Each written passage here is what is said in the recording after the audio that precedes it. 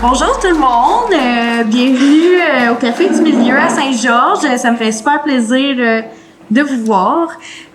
Donc ceux et celles qui me connaissent pas, je suis Myriam Bélanger, je suis conseillère en promotion, prévention et communication chez Santé Mentale Québec Chaudière-Appalaches. Ça prend un bon respire pour dire tout ça. Chez nous, on est vraiment un organisme voué exclusivement à la promotion, la prévention de la santé mentale. Donc, par le biais de facteurs de protection, comment est-ce qu'on peut faire pour prendre soin de notre santé mentale afin de se protéger, si on veut, de la détresse psychologique. Et aujourd'hui, j'ai la chance de m'entretenir avec Guillaume Ouellette, qui a accepté de se déplacer jusqu'ici en Beauce pour parler de bienveillance radicale. Bonjour Guillaume. Bonjour Myriam. Fait que Guillaume, toi, t'es chercheur au CREMIS, entre autres, puis t'es arrivé avec ce concept-là de bienveillance radicale, mais avant toute chose, justement, ça vient de certaines recherches. Puis pour les gens qui te connaissent peut-être pas, j'ai le goût qu'on s'en parle justement concrètement dans ton travail. C'est quoi que tu fais? Ben merci de l'invitation, merci au café aussi de nous accueillir. Je suis sociologue. Puis au CREMIS, on a nommé l'acronyme, mais c'est le Centre de recherche de Montréal sur les inégalités sociales, les discriminations et les pratiques alternatives de citoyenneté. Ça aussi, ça prend un bon respect, hein? Et ce qui est particulier avec le CREMIS, c'est que c'est un centre de recherche en milieu de pratique, donc on est directement au CIUS Centre-Sud, devant les Fouf. Donc mes voisins, c'est donc ça fait en sorte que moi, je suis un sociologue en milieu de pratique. Mm-hmm. Donc, je m'intéresse beaucoup à l'intervention, à la pratique, depuis plusieurs années. J'ai fait ma maîtrise aussi il y a déjà un certain temps sur les questions d'itinérance aussi, où j'avais eu l'occasion de faire des entrevues avec plus de 200 personnes en situation d'itinérance notamment. Donc, beaucoup sur les inégalités sociales, les rapports sociaux discriminatoires, les stigmatisations. Entre autres, dans ces recherches-là sur l'itinérance, ce qui m'avait frappé, c'est à quel point le discours était dur envers les personnes avec cette idée qu'ils ont fait le choix d'être à la rue. Mm-hmm. Et alors que les personnes que je rencontrais, quand ils me disaient qu'ils avaient fait le choix, c'était entre des milieux qui étaient très, très violents avec eux ou abusifs. Donc, c'est un choix par défaut. Donc. C'est un faux choix, finalement. C'est un faux choix. Ouais. Ça a été quoi, mettons, par rapport à... Parce qu'on s'entend, c'est un milieu quand même, je vais le dire en anglais, là, je m'excuse, là, on dirait que je parle mon français. C'est un milieu quand même rough. Par rapport à ces recherches-là, ça a été quoi les constats face à cette réalité-là?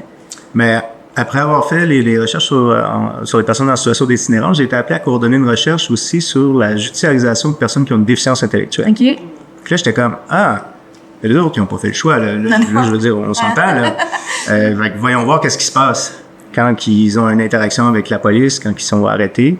Et l'hypothèse dans la littérature, c'était si on identifie mieux la déficience intellectuelle, c'est sûr que ces gens-là vont être orientés vers le système de santé et services sociaux. Et donc, on était faire la recherche dans les détentions provinciales. Au début, on nous disait, non, on n'a pas ces clientèles-là ici. Pour au final commencer à avoir beaucoup de dossiers puis de personnes qui étaient judicialisées avec l'identification du diagnostic au dossier et une responsabilité criminelle quand même, sur des petits délits généralement, mais qui se reproduisent tellement, puis des bris de conditions, des bris de probation, qui font en sorte que les trajectoires des personnes peuvent passer 63 fois en détention. Enfin. Ouais. Et donc, les constats de ce type de recherche-là, on a fait aussi des études sur la commission d'examen des troubles mentaux, sur justement qu'est-ce qui arrive quand une personne est jugée non criminellement responsable, puis qu'est-ce qui advient d'elle. Fait qu'on a documenté ça. Fait que vous voyez un peu, depuis 20 ans, je circule dans ces zones-là, qui sont les zones de mise à la marge, de mise à l'écart, de prise en charge institutionnelle. Puis, un des constats que je fais, en fait, après tout ce temps-là, je me suis arrêté un peu, j'ai dit, mais qu'est-ce que je pense de tout ça? Et ce que je vois, c'est il y a un double mouvement, dans le fond. D'un côté, on a de plus en plus, on met de l'avant les droits des usagers, les politiques d'inclusion sociale, l'idée qu'il faut travailler en réseau et non en silo pour aider les personnes à aller à leur rythme, la personne au centre. Donc, ce discours-là est très fort. Puis on s'entend, on est sorti de la désince, tout ça, on a des acquis énormes. D'un autre côté, quand je regarde en pratique, donc en principe, on annonce ça, puis en pratique, on fait complètement autre chose. Et ce dédoublement-là fait en sorte que je constate qu'on vit dans un double discours, en fait, très dissonant présentement, qui nous qui rend difficile la compréhension, de donner un sens au milieu, à ce qu'on vit présentement comme société. De plus en plus, on est dans un écart qui se creuse, donc ce discours-là plutôt flottant par le haut et par le bas qui se fait un peu sous l'angle de l'effondrement social. Donc, moi, étant un amateur de science-fiction, en plus de la sociologie, j'ai commencé à trouver que ça ressemblait à certains récits de science-fiction qui sont dans un courant dont je vais parler tantôt. Des récits qui décrivent un monde très, très dur, en fait, un monde qui se défait, un monde dystopique, avec cette idée-là d'une utopie qui serait à atteindre. Donc, on retrouve les deux discours. Je veux dire, en principe, l'utopie, on dirait que c'est vécu plutôt comme une dystopie. Donc là, je trouvais ça intéressant de pousser un peu cette idée-là. Et c'est là que j'en arrive avec mes idées autour de la bienveillance, puis la prochaine question peut-être. Oui, là c'est ça, là, parce qu'on passe de différents concepts, mais ça vient avec une définition quand même particulière, qui est la bienveillance radicale. Là, justement, là, on se dit être radicalement bienveillant, ça sonne un peu des cloches, ça peut faire peur même, parce que même le mot radical, tu sais, c'est ça fesse un peu. Fait que, vous m'excuserez le terme, mais c'est vrai quand même. Fait que c'est quoi ça, finalement? Ça sort d'où? On a parlé justement des récits science-fiction. Qu'est-ce qui a inspiré tout ça? Ça veut dire quoi? Comment on fait ça? Ben, il y a un lien direct avec ce que je vous dis, les politiques puis le discours social sur la personne au centre. On entend bienveillance, on entend dignité, on entend respect, équité, égalité, tout ça. Et je trouve que ces mots-là, à force de les dire puis de pas les mettre en pratique, ils sont évidés de leur sens, en fait. Et ça me frustre, moi, de voir ça, parce que c'était un double discours, puis je trouve qu'il y a une forme de violence structurelle qui est pas... c'est pas porté par des personnes qui veulent être violentes. C'est les organisations se dotent de valeurs, de chartes, de mots comme ça. Résilience, par exemple, qui à un moment donné veut plus rien dire tellement qu'on l'entend. Et en lisant Alexandra Rowland, qui est une autrice queer de science-fiction, en fait, elle parlait justement de bienveillance radicale dans le courant au-punk. Puis là, j'étais comme, ça m'intéresse drôlement. C'est que le courant au-punk en science-fiction, c'est un courant que Rowland a nommé, mais qui date historiquement. C'est, grosso modo, c'est hope pour espoir et punk pour remise en question du statu quo. Donc, on doit un peu changer les choses. Et elle amène le concept de bienveillance radicale, qui est en fait une manière de recharger de sens le mot pour passer à l'action. Donc, c'est un oxymore, c'est ça qui fait un peu... c'est étrange comme... parce que la bienveillance, finalement, c'est la douceur, l'accueil, la volonté d'aider. Le côté radical, ben c'est tranchant, c'est justement radical. Il n'y a pas de compromis. Et donc, c'est intéressant, les oxymores comme ça, des mots qui se contredisent, finalement. Puis ça a été étudié, là, je reviens du côté plus de la sociologie et de la philosophie, par Herbert Marcuse, entre autres, qui, dans l'homme dimensionnel, dit, les oxymores, lui, il a analysé comment on s'en servait aux États-Unis, en fait, à l'époque où il a analysé ça en 63, pendant la guerre froide. Il disait, c'est intéressant de voir bombe propre, croissance négative, des mots comme ça qui se contre liberté contrôlée. Qui naturellement, c'est comment ça fait pas, ça fait un clash. Et la conclusion de Marcuse, c'était que c'est des expressions qui brouillent la pensée critique, en fait, qui neutralisent la pensée critique. On sait plus trop quoi penser que d'une bombe propre, en fait. C'est correct, c'est pas correct, ça.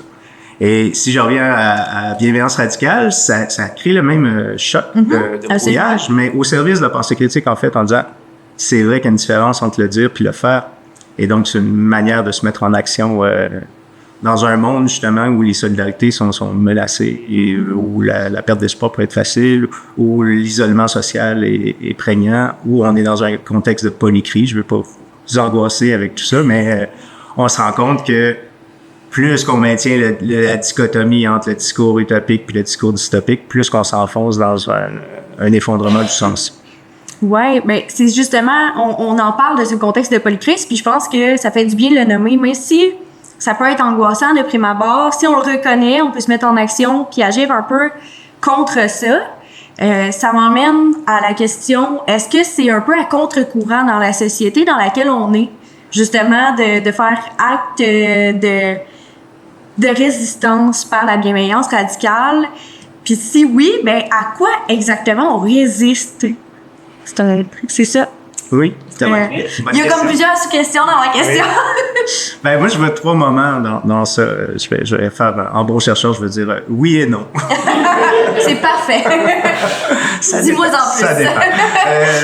Je trouve que, premièrement, avant toute chose, ça prend le moment d'indignation. Puis pas une indignation, on se fâche, puis on est en colère, on va voir la colère. Une indignation, un choc de dire « Hey, ça n'a pas de bon sens ce qui se passe. » Moi, quand je vois des personnes en détention, laissées à elles-mêmes, puis qu'on dit cette personne-là n'a pas les capacités cognitives pour intégrer les programmes de réinsertion sociale, mais elle devrait prendre le temps pour réfléchir. Ouais. Ça me fâche beaucoup. Donc, indignons-nous, parce que je pourrais décrire 1000 anecdotes de ce type-là avec plein de types de populations. Fait que déjà se rendre compte que c'est inadmissible. Puis ça, c'est Camus avec L'homme révolté qui nous dit la révolte, c'est pas un truc qui est stérile, là, c'est quelque chose qui nous met en action, justement. Ouais. Et donc, la résistance, effectivement, la résistance vient à dire, bon, ben, moi, je veux pas accepter d'être dans ce monde-là ou participer à ça, ou du moins, ça se fera pas sans que je le nomme. Donc, résister, des fois, c'est juste nommer. C'est même pas s'engager à aller faire la révolution, là. On est vraiment pas là-dedans. Et, ben, le troisième temps, c'est l'action, justement, agir. Donc, indigner, résister, agir. Agir en disant, ben, moi, c'est le lien avec l'autre que je veux sauver avant tout. Puis, quand on m'impose une cadence, un rythme qui n'a pas d'allure, qui va à l'encontre de la mission de mon organisation, en fait, mais qui fait en sorte qu'on est pressurisé dans le temps, qu'on n'a pas de temps pour créer un lien, pour créer une alliance, pour faire confiance aux personnes, ben, moi, je vais avant tout faire passer le lien avant les stats, les formulaires et tout le côté déshumanisant de la bureaucratie. Dans le fond, si je comprends bien, la bienveillance radicale, ça s'inscrit vraiment là-dedans, dans le sens où est-ce que je choisis le lien avec l'autre de prime abord, puis je mets ça de l'avant. Oui, puis je peux le justifier. Je peux le justifier si les gestionnaires ou peu importe les décideurs sont pas d'accord, c'est de ramener aux politiques sociales, aux missions organisationnelles en disant, ben, présentement, je suis mis en échec dans ma situation professionnelle parce qu'on me permet pas de mettre ce lien-là au cœur de ma pratique. OK. Ben, je trouve ça intéressant parce que justement, dans un contexte où est-ce que on est sur le terrain, on en côtoie des gens, tu sais, pour nous, c'est pas des statistiques qu'on voit, si on pense à des visages, on pense à des noms. On voit ces comportements-là, ces situations-là qui sont difficiles. Parfois, justement, on est dans un système qui nous permet pas toujours d'agir comme on le voudrait ou peu importe. Comment est-ce qu'on peut faire pour rester dans une posture de bienveillance sans devenir cynique? Fait que ça, tout ce qu'on voit. Ouais, je vais répondre en 2 temps.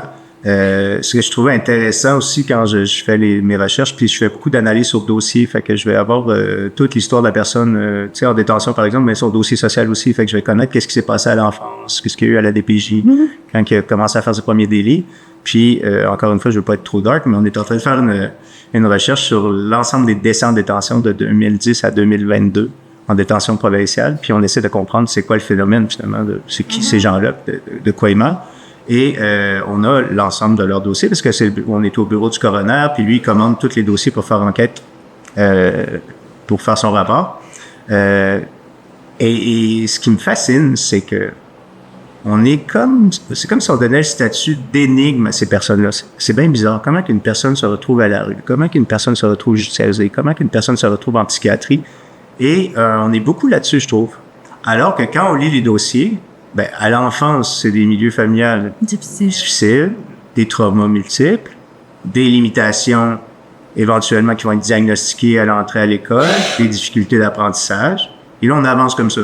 Adolescence, placement, supervision. Et là, on voit la trajectoire se construire. Fugue, petit délit. Et à l'âge adulte, rupture de service, très souvent. Ouais. Précarisation à fond, itinérance, judiciarisation, psychiatrisation. Et là, on se dit, ben, c'est qui cette personne-là? Au final, peut-être qu'elle veut pas de nos services. Et là, on relègue à la personne la responsabilité de sa trajectoire alors qu'on l'a vu venir, on l'a documenté. Quand je dis au bureau du coroner, quand on documente un dossier, c'est souvent une filière. Ouais, c'est. Des fois 2. OK. Donc, c'est pas vrai qu'on n'a pas d'informations sur c'est qui ces gens-là. Et moi, je trouve ça un peu problématique de considérer énigmatique ce que je vois comme une catastrophe annoncée, dans le fond. Puis on aurait pu mettre en place des choses. Donc, ça, c'était un long détour. Un long coursier. pour répondre à à ta question. Ouais. Puis, si tu veux me rappeler juste le lien. Oui, ben c'est ça. Comme intervenant, comment on fait pour regarder ça, puis pas tomber dans une posture cynique, justement, puis se dire, bon, ben je vais adopter une posture de bienveillance parce que, justement, des situations comme ça, c'est frustrant, là, on va se le dire. Là. C'est décourageant aussi, des fois. Fait que, comment je fais pour me remettre dans cette posture de bienveillance-là, mais aussi pas trop. Ouais. Pour pas tomber dans le « je me force à être bienveillant », mais en réalité, conflit de valeurs, etc. Ouais, puis les intervenants sociaux, ça met une pression énorme, hein, puis c'est usant, puis c'est... donc, moi, ce que j'ai fait, à force de documenter les pratiques puis de faire des entrevues avec les personnes qui interviennent, je fais une typologie, en 4 types de postures d'intervention, dans le fond. Ouais. Je vais vous les présenter comme des personnalités, mais il faut se rappeler que c'est des postures. Pour dire un peu comment se situer là-dedans, puis comment justement garder la bienveillance le plus proche possible. Fait que dans un premier temps, on a une espèce de contre-modèle qui est l'agent tout-puissant. Donc, je veux dire agent, parce que c'est agent de la structure, je développerai pas plus que ça ici, mais on peut entendre intervenant. Même l'autre fois, il y a une mère qui disait, moi, je me sens agente aussi, quelque part, j'agis, donc le fait que vous comprenez le terme agentivité, agissant, intervenant. Donc, l'agent tout-puissant, c'est le contre-modèle dans le sens que lui, il se sert de la structure puis du système pour maintenir un rapport asymétrique, un rapport de domination avec la personne qui est face à lui. Donc, assumer que non, vous n'aurez pas ce service-là parce que le règlement, c'est comme ça fait 91 jours et non 90, bref, des critères comme ça, où la personne, ce type de posture-là va vraiment être assumée de reconduire de la maltraitance organisationnelle, par exemple. Fait qu'il va vraiment comme se coller aux règles. C'est coller aux règles, puis avec presque un certain plaisir, une espèce de power trip. Ah, OK. C'est pour ça que je dis que c'est l'anti-modèle, puis c'est pas le modèle que j'ai croisé plus souvent, mais il existe. Ouais. Puis je pense que si vous pensez à vos expériences, vous avez croisé quelquefois ce type de profil-là. Donc, mais c'est pas lui qui m'intéresse, c'est le terme. On comprend. La deuxième posture, c'est l'agent conformiste. Qui lui est plus dans l'idée de vraiment appliquer ce qu'on lui dit de faire, tu sais, à la lettre. Donc c'est ça le processus, c'est par là que la personne est supposée d'arriver, par le guichet. Après ça, sa trajectoire c'est ça, après ça c'est ça, tel formulaire, tel type d'épisode de service, 1 heure par semaine pendant 14 semaines, c'est comme ça parce que c'est comme ça. Et c'est quelqu'un qui veut bien faire son travail, mais qui des fois dans sa rigidité d'application, fait en sorte qu'il reconduit aussi la maltraitance organisationnelle. Vous voyez, même bien intentionné, genre élève modèle quelque part, je veux l'appliquer. Puis là, c'est là que c'est intéressant de repenser à Hannah Arendt avec le concept de banalité du mal, où Arendt documentait dans le fond comment Eichmann, un officier SS, avait dit, moi, dans le fond, dans toute cette histoire-là, j'ai juste calculé combien d'unités pouvaient rentrer par wagon. L'unité étant les personnes qui allaient se faire gazer. Et tout le monde au procès Eichmann disait quelle hypocrite, quelle hypocrisie, il est en train de se jouer du système. Et Arendt a dit, moi, je le crois. Et ça avait choqué beaucoup à l'époque, en disant, je pense que vraiment, c'est quelqu'un qui est comme ça, qui voulait complètement appliquer ce que sa chaîne de commandement lui disait, puis il voulait pas se soucier de qu'est-ce qu'il est en train de produire, dans le fond. Donc, c'est un exemple extrême pour dire la banalité du mal, c'est ça. C'est pas quelque chose qui est gros, qui est violent, qui est apparent, mais c'est juste dans les petits gestes, de pas remise en question, pas d'indignation, donc, de sa part, pas de résistance, puis pas d'action pour changer les choses. Fait que, mettons, entre la première personne puis cette personne-là, c'est que vraiment, lui, il a pas nécessairement de plaisir ou peu importe, il est pas dans une folie de contrôler. C'est vraiment juste, je le fais, la règle comme ça, voici la procédure et je veux bien faire mon travail, mais je me pose pas nécessairement plus de questions. Moi, ce que produit le système au final, je ne sais pas, je suis pas responsable. OK, parfait. Je fais ma job. Parfait. Donc, dans différentes façons. Encore là, c'est pas non plus des postures camper. C'est une typologie. On est dans des trucs qui sont plus mouvants. Mais je vous tire à gros traits, finalement, les types. Fait que le troisième, que je croise malheureusement beaucoup dans les dernières années, c'est celui que j'appelle l'agent replié. qui est quelqu'un qui, justement, va commencer à être un peu blasé, un peu cynique, un peu désabusé, parce qu'en disant, j'ai pas l'espace de vraiment d'agir, de changer les choses, je suis déprimé, le taux de burn-out dans le réseau, entre autres, est super élevé, dans le réseau communautaire aussi. On a quelqu'un qui trouve plus de sens, il y a un écoulement du sens de son travail, et qui finalement essaie d'aider ou fait le strict minimum pour justement finir son chiffre puis rentrer chez lui. C'est pas par mauvaise volonté, c'est plutôt par retrait émotionnel, stratégie de coping qui va se protéger un peu dans son rôle. Et on est plus dans l'épuisement, une forme d'épuisement structurel en fait. Ouais, ouais. C'est pas chez la personne le problème, c'est vraiment. Ben c'est comme je sens que j'ai pas nécessairement de pouvoir sur le système, je suis un peu désillusionnée de ça, donc je me désengage à quelque sorte finalement. C'est ça. Je fais ce qu'on me demande de faire, fermer le dossier le plus rapidement possible, passer un autre appel, même par défaut. Et le dernier type, la dernière posture, en fait, c'est l'agent résistant agissant, qui lui est conscient que s'ils appliquent le protocole de façon stricte et rigide, ben ça produit de la maltraitance. Donc va tenter de bricoler, on va parler souvent de pratiques qui passent sous le radar, de pratiques dérogatoires, rien pour se mettre à défaut au niveau déontologique, mais un exemple qui me vient, la personne qui a une déficience intellectuelle, elle peut pas rentrer dans les services en déficience parce qu'ils jugent qu'elle est trop hypothéquée. Elle a pas vraiment de dépendance aux substances, mais elle consomme un peu. Fait que là, je vais la passer en dépendance, puis elle va revenir en déficience ensuite. Et donc, c'est des petits jeux comme ça, avec des carnets d'adresses très à la main. Là, je connais qui applique. Je connais un tel, je vais faire une référence, puis ça va passer. Et c'est beaucoup ce que je vois chez l'agent résistant agissant, c'est qu'il y a la bienveillance à cœur, le lien avant tout, et il agit pas seul. C'est dans un écosystème où il mobilise des alliés qui accumulent au fil des années. Fait que souvent, les intervenants d'expérience vont avoir cette espèce de calepin puis de réflexe de dire on va y arriver en passant comme ça. Ce qui est le fun, parce qu'on a une petite jase avant le balado, évidemment, mais ce qui est le fun avec ça, c'est que on se disait que c'est que ça bouge. C'est pas dans une même journée. Fait que ça, c'est intéressant. J'aimerais ça que tu nous en parles justement du fait qu'on peut, dans une même journée, bouger de cette posture-là parce que on pourrait croire qu'on est campé pour toujours puis qu'on peut pas sortir de ça, mais non, c'est comme super dynamique. Ouais. Ben, en mettant de côté l'agent tout-puissant, qu'on veut pas, jamais. Ouais, le moins possible. Effectivement, dépendamment de qui on a devant nous, du moment de la journée, des possibilités d'action, ça se peut qu'on soit obligé d'être campé dans l'agent conformiste, puis procéder en sachant qu'il y aura pas si la personne ne va pas aller mieux après cette intervention-là, puis on va la voir la prochaine fois arriver, peut-être plus dégradé encore, tout ça, mais des fois, on n'a pas le choix.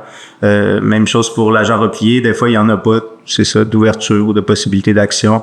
Et l'agent replié peut juste se dire, bon, ben, ici, pour reprendre les termes d'Anthony Giddens, je suis devant une occasion sociale fermée et non ouverte. Des fois, il y a des situations qui nous ferment toutes les possibilités d'action. Pour l'instant, c'est ça. Je vais faire avec ça.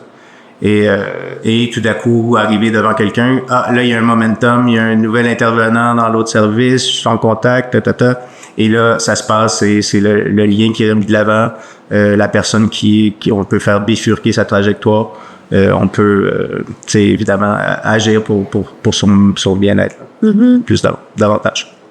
Si je suis dans une posture, justement, où est-ce que là, en ce moment, je suis plus désillusionnée par rapport à ce que je vois, je peux faire quoi pour revenir, justement, dans cette posture un petit peu plus bienveillante? Parce qu'on l'a nommé, là, il y a des situations où est-ce que j'ai peut-être moins de pouvoir d'agir. Comment je peux essayer de tendre vers cette bienveillance-là sans justement rentrer dans la vie est belle, je vis dans un monde de licorne, là, parce que... Oui, absolument, c'est ça.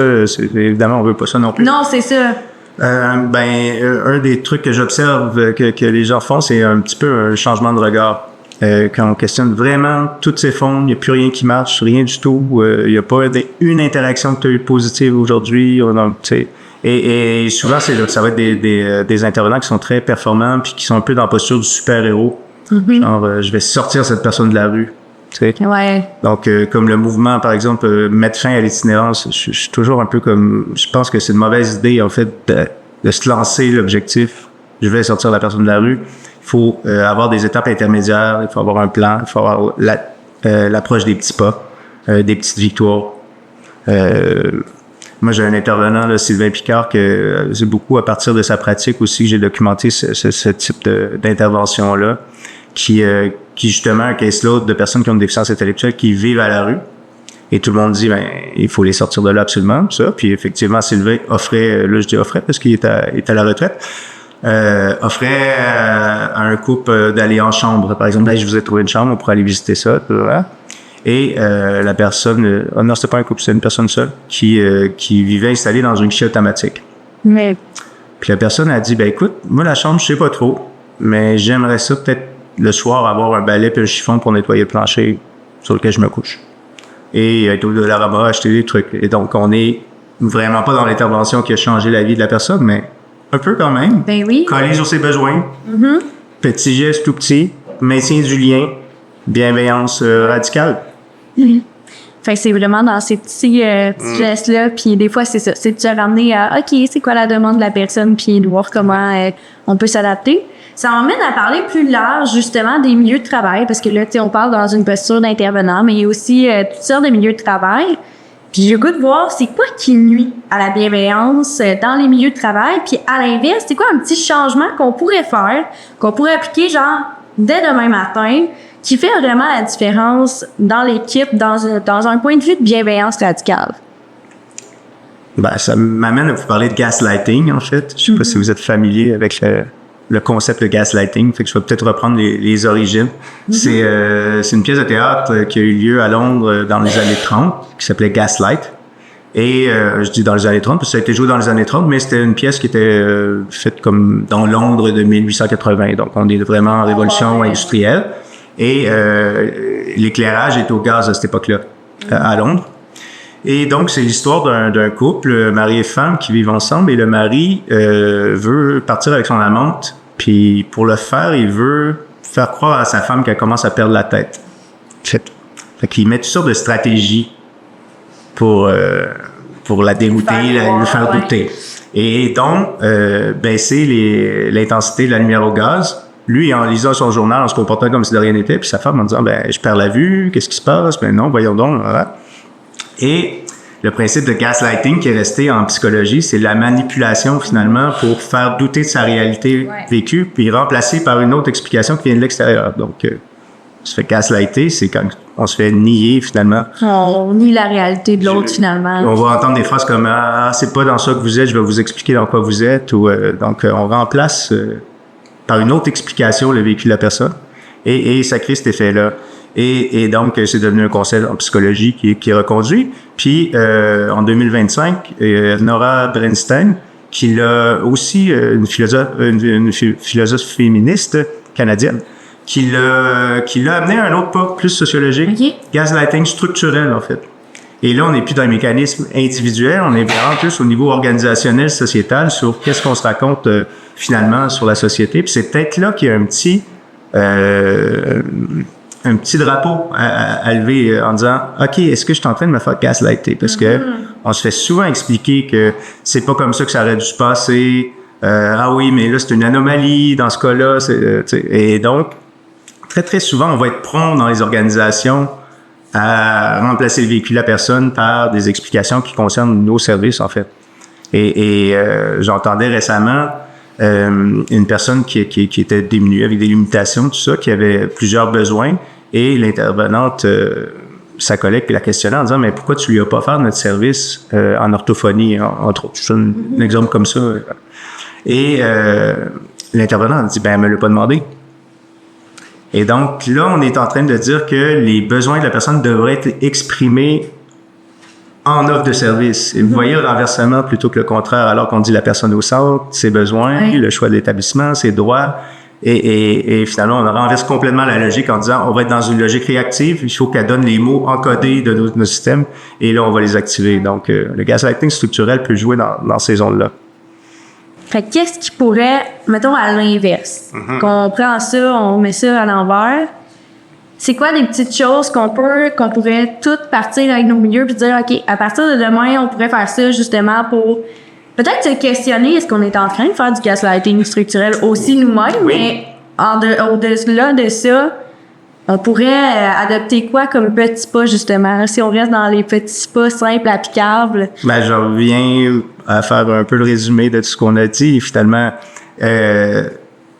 premièrement, trouver ses alliés. C'est qui tes alliés? Puis c'est pas nécessairement tes pairs proches. Les alliés, il y en a il y a le concierge qui peut être un allié, le coloc de la personne, peu importe. Donc, trouver le réseau d'acteurs qui sont concernés par cette personne-là.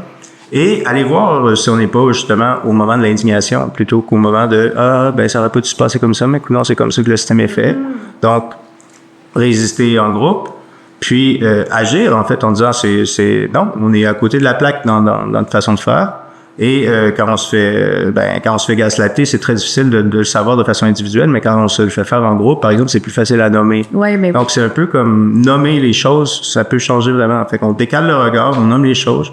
On revient à la théorie des petits pas du super-héros qu'il faut éviter absolument. Mm-hmm. Puis, on recrée des espaces où on peut, formel ou informel, où on peut débriefer en équipe, revoir le sens qu'on donne à certaines situations.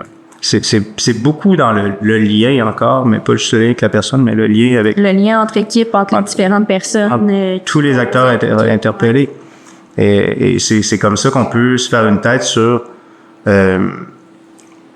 j'allais dire l'objectivation de la situation. Donc, on peut, parce qu'on l'objective souvent à travers des grilles, tout ça, on va arriver à un diagnostic, une cote, tout ça, mais souvent, ça, c'est individuel 1-1, ces évaluations-là, puis ça fait guise de réalité par la suite, alors que c'est une photo prise à un temps X.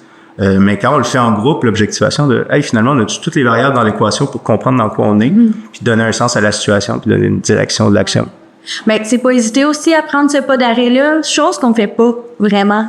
Énormément dans le quotidien où on a de la misère parce que justement ça va vite, et on va comme ça. Fait qu'on aurait vraiment avantage à justement prendre ce temps-là entre les différentes personnes de l'équipe finalement. Ben idéalement, mais souvent on se fait dire qu'on nous donne pas le temps de le faire non plus. Fait que encore là, je reviens. On peut. C'est problématique. C'est sûr, on lève le flag. Si notre contexte de travail nous permet pas d'accomplir notre mission, je pense qu'il faut questionner, puis c'est ça. Fait que pas hésiter justement à arriver puis reposer des questions, questionner, comprendre pourquoi du comment. Puis on a parlé justement de cette posture de super-héros là. Ça emmène justement souvent, tu sais, les personnes qui écoutent notre balado, on est des personnes souvent très empathiques, ou est-ce que justement on rentre dans cette je veux aider. Est-ce qu'il y a vraiment d'autres stratégies concrètes pour rester dans cette bienveillance-là sans sacrifier notre santé mentale ou notre équilibre de vie? Parce que là, je suis pas en train de dire qu'être bienveillant, c'est de dire je mets de côté ma santé mentale, loin de là. Mais il y a quand même cet équilibre-là parce que souvent, on se retrouve un peu coordonné, mal chaussé, puis là, on peut tendre vers peut-être un certain extrême de genre sympathie plutôt qu'empathie. Mm-hmm. Comment est-ce qu'on fait pour essayer le plus possible de garder notre équilibre entre ces deux réalités-là, finalement? Ben, c'est tout le défi, là, c'est sûr, mais je dirais déjà en prévention presque. Quand on sent un sentiment d'impuissance ou d'incompétence, souvent ça va être ça, c'est comme ça que les intervenants vont m'en parler. C'est comme, je me sens vraiment pas outillé, cette personne est trop complexe, c'est difficile. Et je trouve ça intéressant parce que là, on peut ouvrir la voie vers je peux rien faire, puis je m'écroule, puis tu sais, je suis en détresse. Oui, absolument. Mais on peut se servir de ces sentiments-là aussi comme des petites lumières rouges qui allument. Dans quoi je suis, en fait, pour ressentir ça? C'est-tu vraiment moi, je dis aux intervenants, j'ai pas vu des situations d'incompétence totale, là. Tu sais, souvent, ça va être un signal. Il faut analyser un peu de façon systémique c'est quoi les enjeux, dans quoi je suis pour avoir ce sentiment-là.